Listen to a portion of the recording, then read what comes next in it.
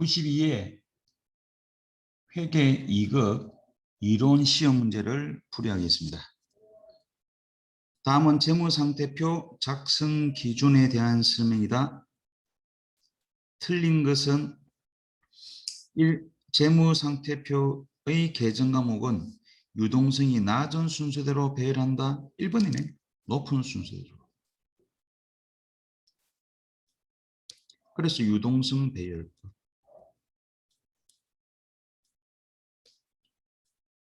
그게 이제 자산은 유동자산, 비유동자산 나눠지죠. 부채도 유동부채, 비유동부채.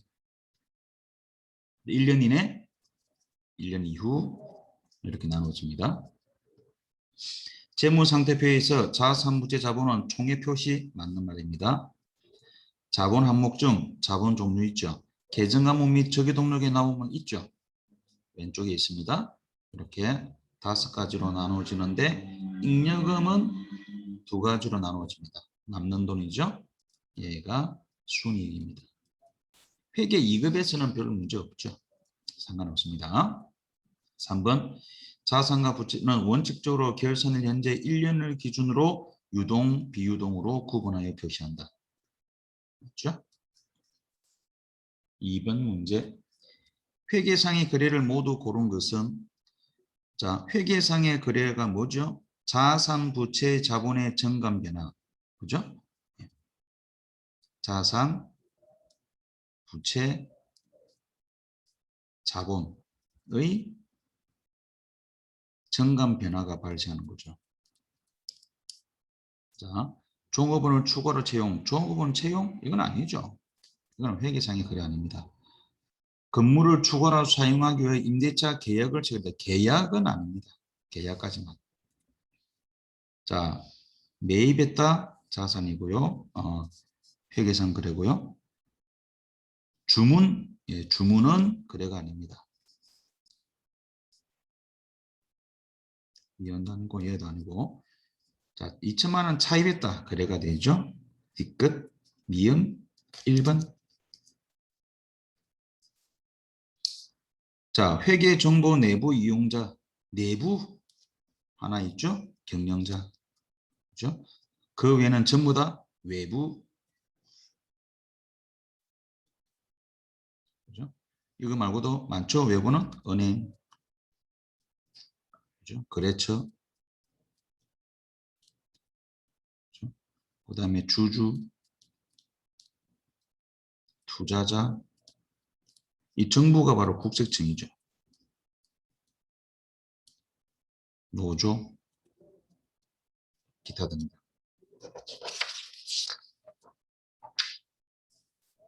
4번 문제. 거래에서 표시될 수 없는 계정 과목은 상품 110만 원을 진위 상사의 외상으로 판매하고 외상 매출금, 상품 매출. 운임 14만 원을 보통예금으로 지급하다. 운반비, 보통예금. 없는 거 있죠. 외상 매입금. 5번 문제. 당좌자산을 계산하면 얼마인가? 예, 부채죠. 나머지 당좌자산입니다. 계정 과목 및 적유 등록을 이용을 하세요. 128만 원.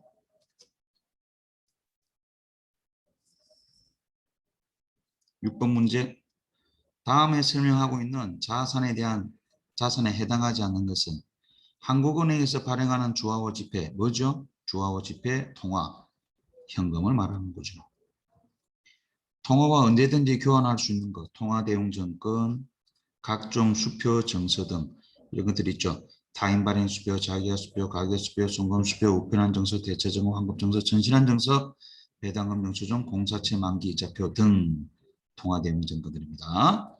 해당하지 않는 것, 현금에 해당하지 않는 것, 수입인지 아닌 것들이 있었죠. 아닌 것들, 우표, 엽서, 인지, 자용증, 선일자 수표, 얘들은 통화대용증권이 아니다.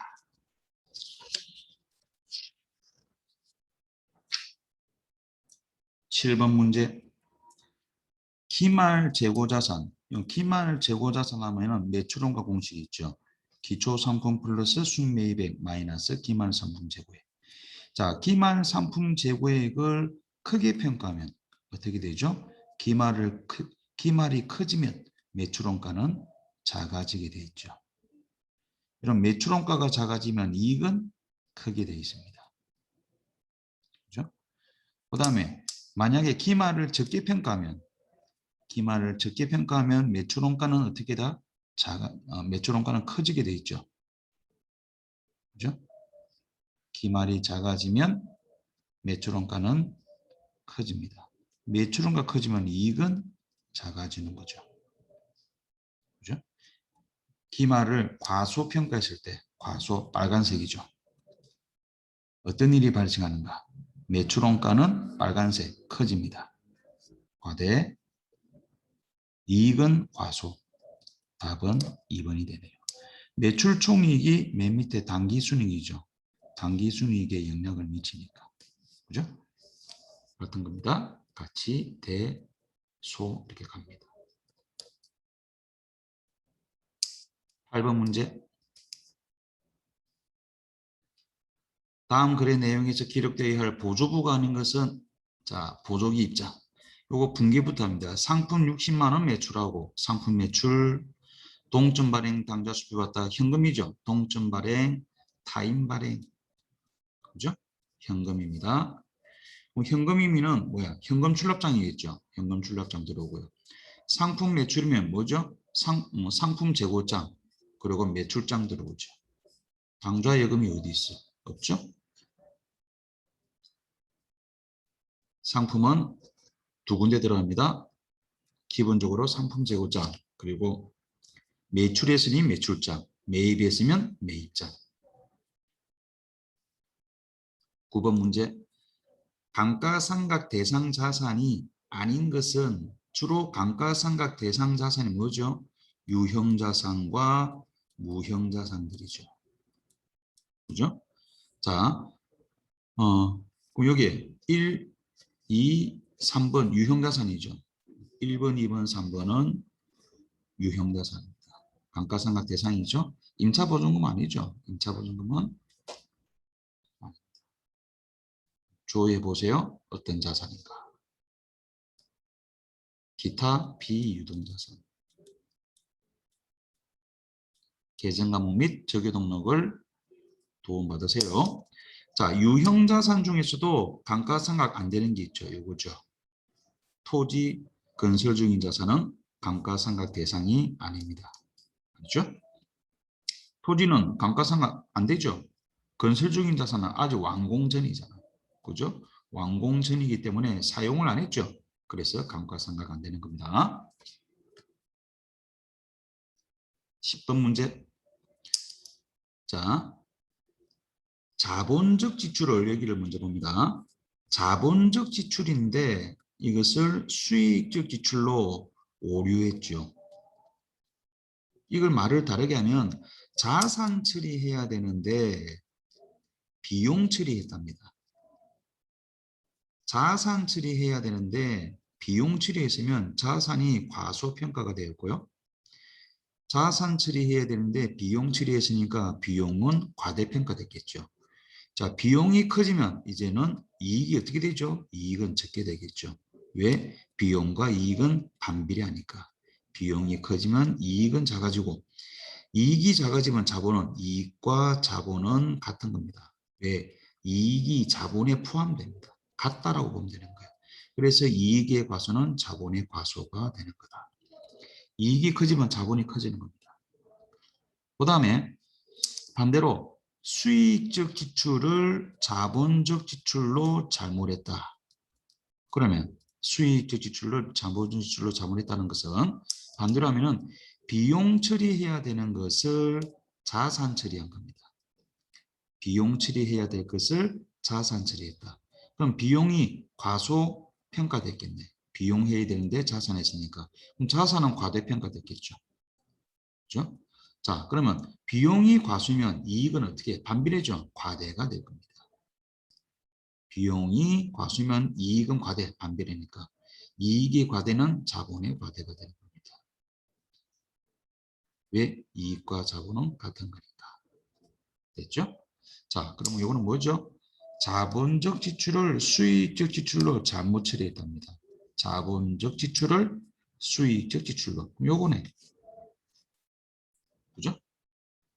바른 것은 자산의 가소, 비용의 과대, 이익의 가소, 자본의 가소가 나오는 겁니다.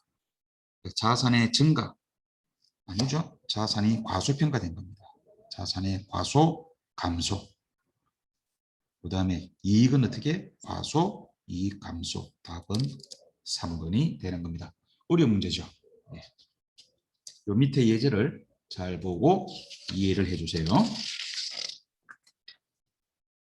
다음 11번 문제. 다음 중 재무제표상 분류 기준이 다른 항목. 자, 땡큐죠? 부채입니다.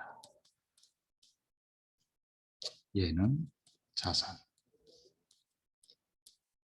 계정 항목 및 저기 등록을 이용하세요. 다음 거래를 차변 계정 항목으로 오른 것은 차변. 기업주가 매출처 외상 매출금 100만 원을 현금으로 회수하여 개인적 용도로 사용하다. 틀렸네요. 사장님이 외상 매출금을 회수했습니다.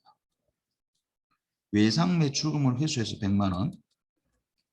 개인적 용도로 사용했다. 뭐다? 인출금. 회계 2급에서는 인출금이 됩니다. 인출금입니다.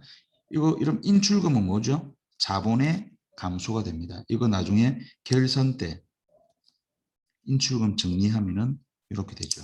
인출금을 어떻게 정리하느냐? 인출금을 대변의 인출금, 차변의 자본금. 자본금에서 차감해 줍니다. 13번 문제. 수익의 이연이라 하면은 선급, 선수가 있다 했죠. 이연, 얘 둘이가 이연. 그죠? 미수, 미지급이 예상 발생이라 있습니다. 자, 그러면 이연이다. 그럼 선급이냐, 선수냐? 그죠? 수익의 이연이니까 선수네. 이번에는 답은 2번이 되는 거죠. 됐습니다. 14번 문제. 세금과 공과 계정으로 처리할 수 없는 것은, 자, 세금과 공과로 처리하는 것은 자산을 보유하고 있을 때 발생하는 세금들, 일명 재산세, 자산을 보유하고 있으면 됩니다. 자동차세. 그러나 자산을 취득할 때 발생하는 취득세, 등록세, 이런 것들은 취득원가 포함입니다. 세금과 공과 아니죠. 4번이 됩니다. 자동차세, 재산세. 그 다음에 상공회의소회비, 협회비 이런 것들 세금과 공과. 벌금, 과료, 과태료, 가산세, 세금과 공과입니다. 예. 예, 적십자 회비, 예, 얘도 세금과 공과. 그 다음에 15번 문제. 자, 2020년 말 손익계산서의 감가상각비는 얼마인가? 자, 언제 취득했다? 네, 취득일을 잘 봐야 됩니다. 2020년 1월 1일 취득했고 2020년 말 12월 31일 이때 상각을 하는 겁니다. 1년 사용했죠. 자, 무슨 법? 정액법. 내 치마자락 지도원가 마이너스 잔존가액. 그러면 내용연수 5년분의 지도원가 1100만 원 마이너스 잔존가치 100만 원. 그죠? 빼면 1000만 원, 5 나누면 200만 원. 1년치 다 쓰죠?